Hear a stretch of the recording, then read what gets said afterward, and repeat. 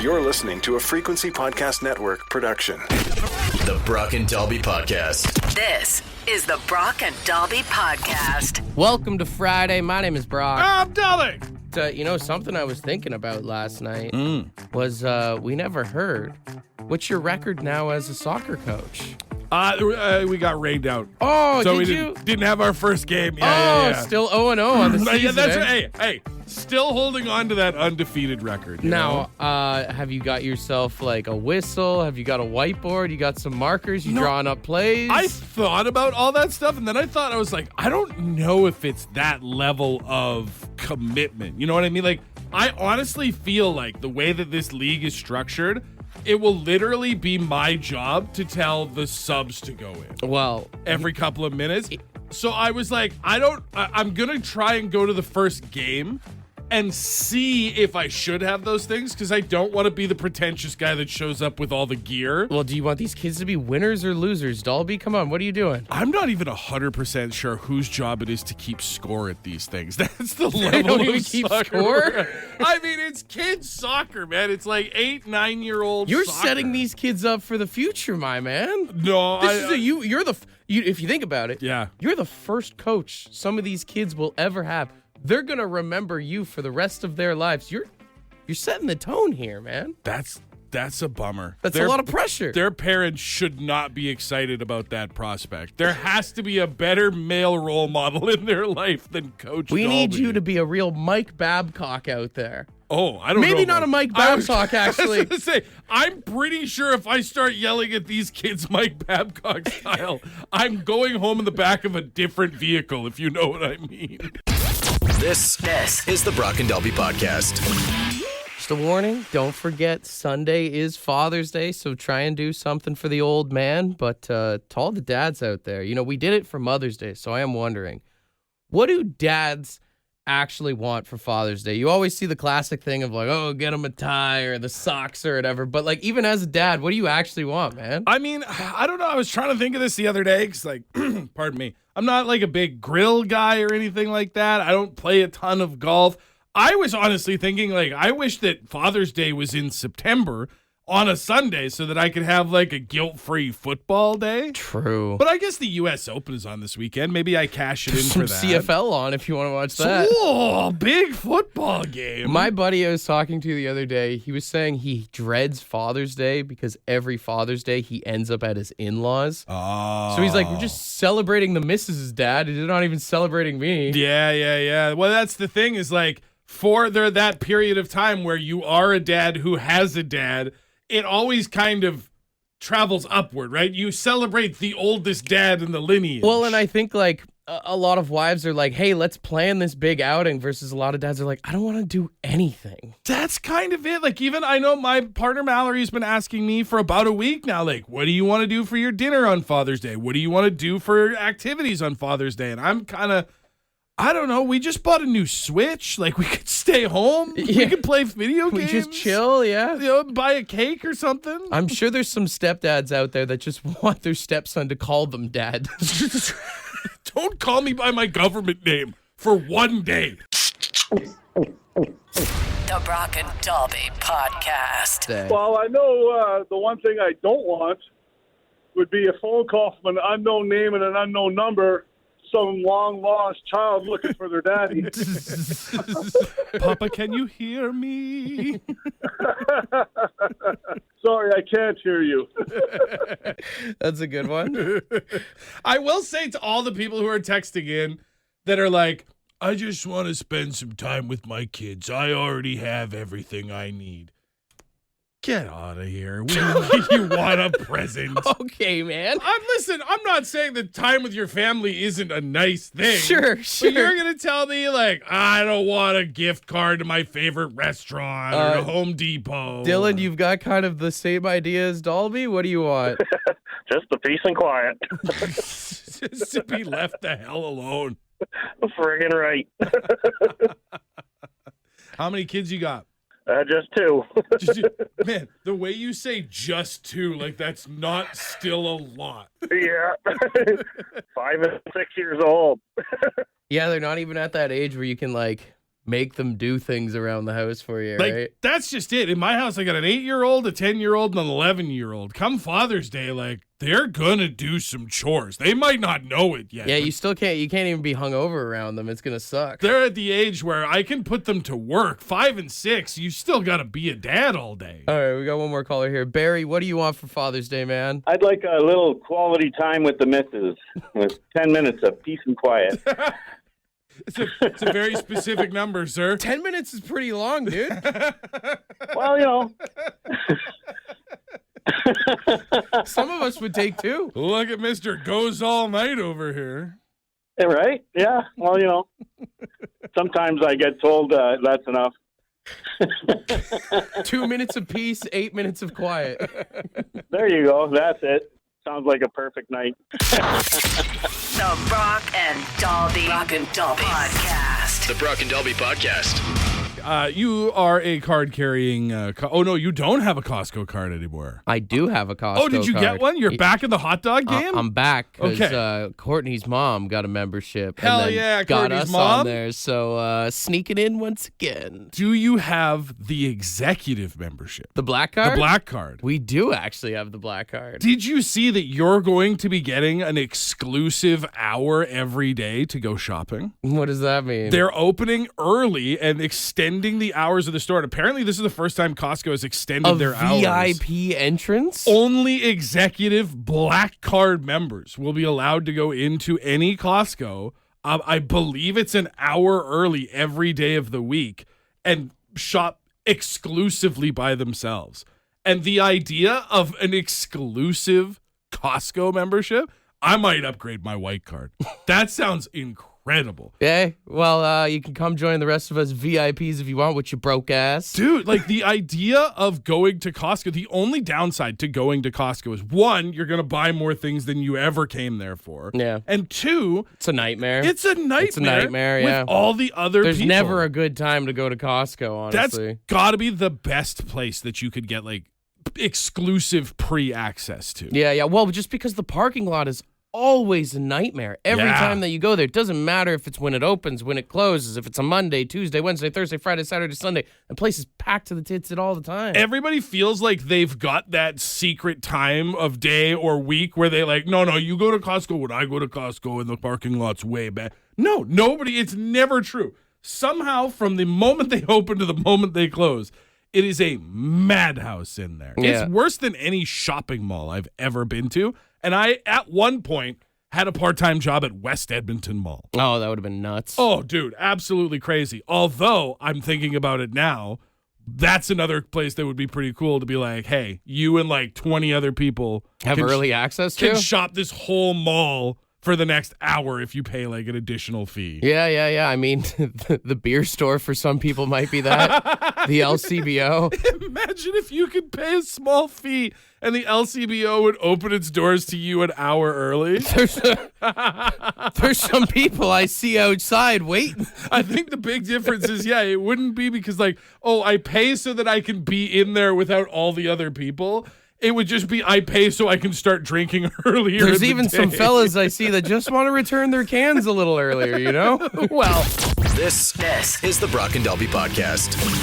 The U.S. Open is going down at Oakmont in Pennsylvania right now, and it's one of the biggest tournaments in golf.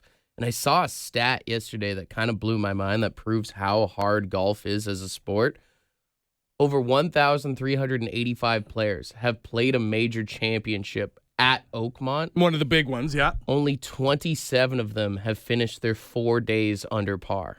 So sorry, not even have won the tournament, but have just finished sub-zero on the scoreboard. Yeah, that's crazy, right? That's a wild statistic. You look at some of these tournaments, especially because you're taking over 4 days.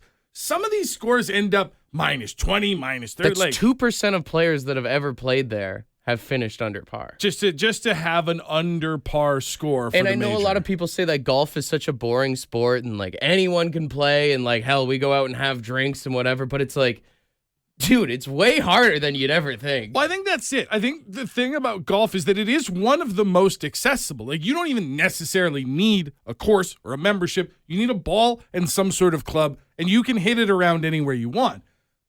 But just because anybody can play doesn't mean anybody can be good. It takes an incredible amount of work and dedication to Do you get know your how score hard down. it is to train your eyes not to just want to look forward all the time? Well, that's just it, right? There's your form, your technique, the skill, everything. You see people that play golf for like 20, 25 years, and they're still garbage. You Like, see people on tour in the PGA. Was it Mike Weir just had one of the biggest names in golf for the last decade. and he's won like one championship ever. won like one championship, and the other day, I'm fairly certain, missed the cut. Like, scored so badly, he didn't get to keep playing because he just had a bad day. With that being said, would you say that golf goes somewhere in the rankings of the hardest sports of all time? I mean, if you're going to take aside, because it's the classic is golf a sport argument, if you're going to push that aside, call it a sport, I would say you could probably say it's in the top 20. I think top 20 is fair. Not I mean, even there's- top 5? There's just so many sports out there. It wouldn't be top 5, in my opinion. I think there are too many other sports What would out you go there. number 1? I mean, number 1 for me, and I only really think about it every 4 years, water polo.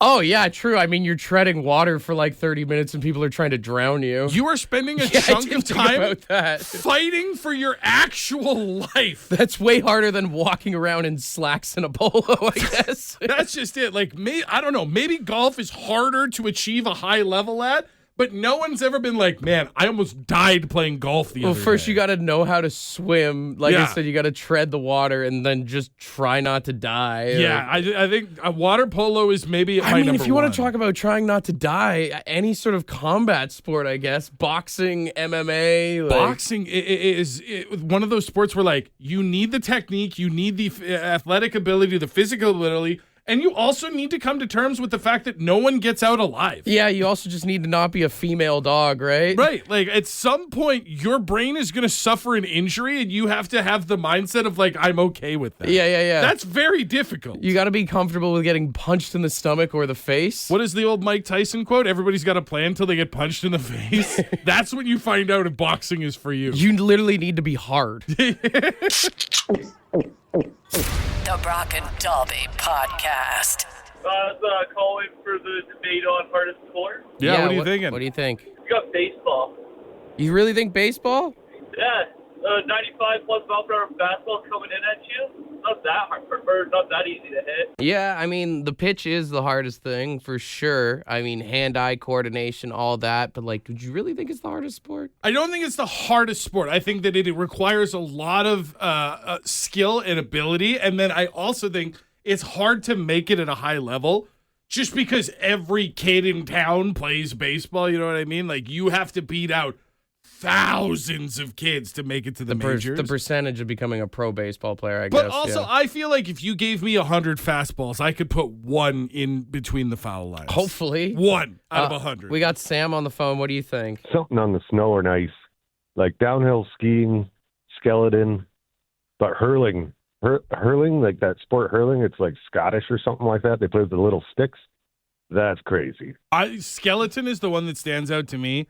The idea of standing at the top of a icy slope and being like, I'm just going to go down head first on a couple of ice skates.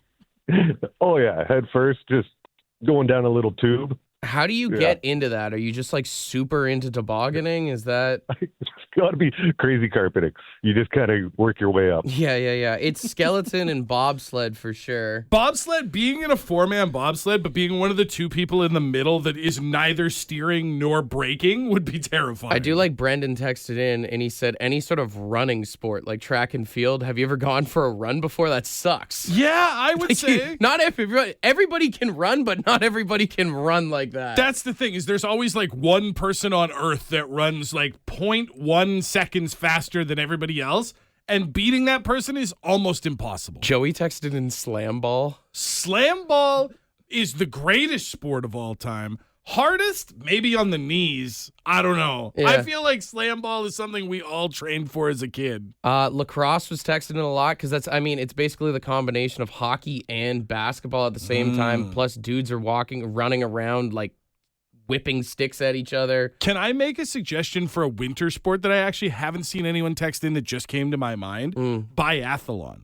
Because it combines, you have to be good on skis, you have to be able to handle terrain, Plus, you have to be able to shoot with incredible accuracy, and you need the restraint of not seeing someone ahead of you about to finish and just shooting at them. I mean, you could say the same thing for triathlon, where it's like the run, swim, and bike or whatever, right? Yeah, having to be good at all sorts of things and not drowning one of your opponents would be very difficult. yeah, just not dying. If you can survive a triathlon, actually, like that's pretty damn impressive. Same with those Iron Man runs, just like, you know what? I'm alive at the end, so I am an athlete. If you're good at cardio, you're an athlete. The Brock and Dobby Podcast.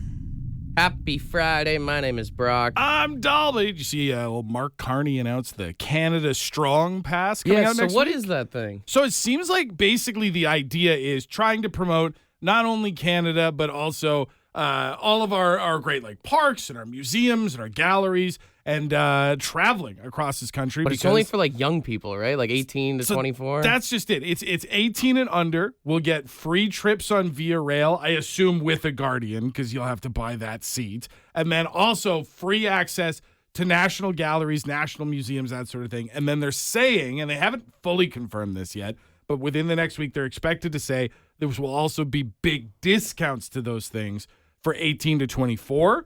And then if you're 24 and up, then you're just, it's business. Just trying to usual. encourage Canadian tourism, which is great. But Yeah. if they really want to do that, how about you get us one free bag on like a WestJet or an Air Canada flight while you're at Dude, it? imagine what they could do with something like this if they could just find. You remember, did your school have like the student cards that would get you discounts around town? Yeah. Imagine if you could do stuff like that at, like you said, like WestJet, Air Even Canada. at the grocery store, if you had a Canada Strong card and it's like you're buying Canadian products and they're like, hey, here's 10% off, that'd be nice. Knock the GST off at Loblaws or something like that. Yeah. Or even just like, maybe there's like a second lane at the Tim Hortons drive-thru that's just for Canada Strong Pass holders. You sign up for the thing, you just get a thing of Mott's Clamato there.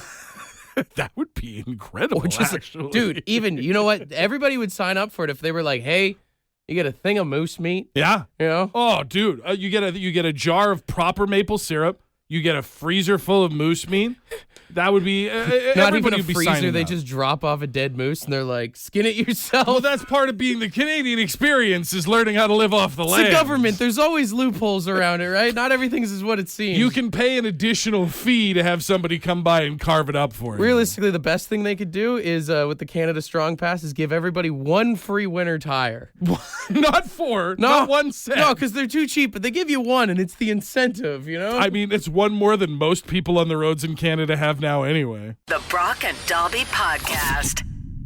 My buddy's got a membership at a golf course out in Saskatchewan, and he was saying that on weekends, like Fridays and Saturdays, they actually have a band that plays in the clubhouse. Oh, cool. Yeah, so you can hit up the 19th hole, you can grab a pint, and you can watch, you ready for this? The Mulligans. The Mulligans sounds like a sick punk band. Yeah. That would be awesome. Well, and he said that they play like kind of golf-themed songs like I Can't Drive 55, Filters, Hey Man, Nice Shot, stuff like that. That's fantastic. And if I'm them, and I'm not trying to tell, they seem like they've got it figured out. But I think you gotta mess up on one of the first like 4 or 5 notes of every song and start it again. Yeah. And I was trying to think like more country clubs should do this kind of stuff. You get like a little house band, and like I love the name the Mulligans. Like you could do some wicked band names with golf themed stuff, like the Provisionals or something, or the Bogey Boys. On the Beach Boys. Oh yeah, That would be a good one. The Bunkers could work too. Par 3 DC. Breakfast Balls. Breakfast Balls. Augusta in the Nationals. Oh, Right? that's really good. Fleetwood Whack Fleetwood Whack is would nice. be good. Or Whack Sabbath. Yeah. Slicers. Slicers. You could just straight up steal Dr. Hook. Yeah, Dr. Hook, the Noodles. Or, Red Shirt Sunday, except they exclusively play Taking Back Sunday covers. It's very niche, but I'd go watch at least one. This is the Brock and Dobby Podcast. What do you want to do now? I got an idea. How about you all sit there quietly while I make dad noises? All right, we've got $100 in Lotto Max tickets for tonight's jackpot, and we can all be honest that yesterday's edition of Dad Noises was very disappointing. So we're doing redemption here. We asked for some angry dads yesterday, and we didn't really get that. We gave too much rope, and some of you hung yourselves with it, but that's okay because we're reining it in for today. Like Brock said, it's all about redemption. We've got 3 dads, and I use dad quotes because not all of them are dads, on the line right now. Whoever gives us the best angry dad will win $100 in Lotto Max tickets. Jackpot tonight worth $20 million. All we are looking for is these 4 words. Hey! Knock it off! That's it. If you've got that in you, you've got a chance to win. All right. We've got 3 dads here. If you are not one of them, that does mean you are a judge. So 762-555, let us know who is the angriest dad. We start on line 1. Hey, good morning. Who's this? Hello. Hello? Hello. What's your name? Sarah. Okay. We need you to be an angry dad. So I'll be giving an example. Hey! Knock it off! Can you do that for us? Yep. All right. Let's hear it. Hey, knock it off. Ooh. Okay. Sharp and to the point. I like it, Sarah. All right. That's caller number 1. Let's go to line 2 here. Hey, good morning. Who's this? This is Skeggs, my boys. Skeggs, all right. You tried earlier this week. Let's see if you can redeem yourself. Are you a father, Skeggs? Yeah, and a couple couch cushions somewhere, maybe, but no. Yikes. Okay. Big yikes. All right, Dolby, give him the example. Hey! Knock it off! That's what we need from you. All right, I got that. Easy. Easy work. Okay, ready? Yep. Hey! Knock it off! Is that what I sound like? But you sound like the ghost of an angry dad. All right, Skeggs, stay on hold here. Sounds like Andre the Giant, the Princess Bride. Andre! Anybody want a peanut? All right, let's go to line 3 here. All right, you're practicing. That's good. Welcome. That's good. What's your name? Kevin. Hi, Kevin. Kevin. All right, Dolby, give him the example. Hey! Knock it off! Can you do that for us, Kevin? All right, here we go. Hey, knock it off! I'm walking in. Why was that so New York? All right, stay on hold here. What do you think? Do we have a winner or should we take one more caller? I honestly think that our best dad so far is a mom. Yeah. I think Sarah's in the lead, and it might not actually be close. 762-555, what do you think? Do we go with Sarah or do we take one more caller? I think, and no offense to Skaggs, I think you could probably replace Skaggs. Replace the ghost with of angry dad? One more try. Okay, sorry, Skaggs. All right, we'll take one more here. Hey, good morning. Who's this? It's Mitch. Mitch. All right, Dolby, give him the example. Hey! Knock it off! Let's hear what you got, Mitch. If you don't knock it off, I'm going to turn this vehicle around right now. Went a little bit off script, but a sufficient amount of anger. It was nice. It was very good. All right, let's stay on hold. What are we thinking here? I still feel like, again, both in the delivery, the tone, the aggression, and the ability to listen to instructions, I feel like it's Sarah. It's Sarah? I like Sarah's the best. All right, text line seems to agree. A lot of Sarahs coming in. Okay. yeah. All right, Sarah, are you still there? Yeah, I'm still here. All right, you get the ding and the round of applause, and you were more man than any of the men who called in this morning, all right? Yep, You're that's awesome. You're the angriest dad in town. My kid agrees. If you do happen to win the jackpot tonight, got some nickels and dimes for us, or at least maybe a trip to go see Dolby's dad? Oh, absolutely.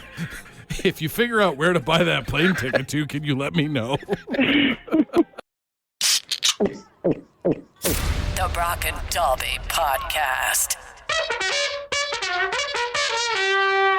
Ed's word of the day. Let's see what he's got. Good morning. Okay. Today's word is purse proud. Yep, purse proud. PURSE-PROUD. Purse proud.